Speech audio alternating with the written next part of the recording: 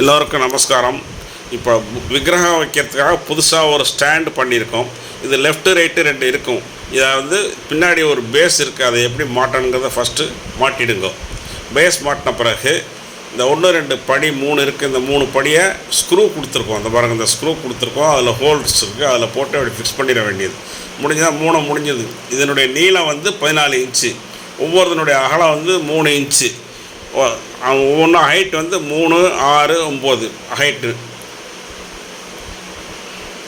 இதை வந்து உங்களுக்கு தேவையான இடத்துலையும் வச்சுக்கலாம், டிஸ்மேண்டில் பண்ணிடலாம், பர்மனெண்ட்டாகவும் வச்சுக்கலாம். இப்போ டிஸ்மேண்டில் பண்ணதையும் காமிக்கிறோம், விக்கிரகம் வச்சுருக்கிறதையும் காமிக்கிறோம், பாருங்கள். இதில் என்ன ஸ்பெஷாலிட்டின்னு கேட்டேன்னா, இந்த விக்கிரகம் விழாமல் இருக்கிறதுக்காக பேக் சைடு சப்போர்ட் கொடுத்துருக்கோம். இன்னொரு அட்வான்டேஜ் என்னென்னு கேட்டேன்னா, இதை வந்து ஈஸியாக அப்படியே டிஸ்மேண்டில் பண்ணி வச்சுட்டு உங்களுக்கு எங்கேயாவது எடுத்துகிட்டு போனோட சின்ன பாக்ஸில் வச்சுக்கலாம். 14க்கு 14 தான் சைஸு. இது மாதிரி பாருங்கள், 4 தான் வச்சு மூடி வச்சுன்னு எடுத்துகிட்டு போய்க்கலாம். ரொம்ப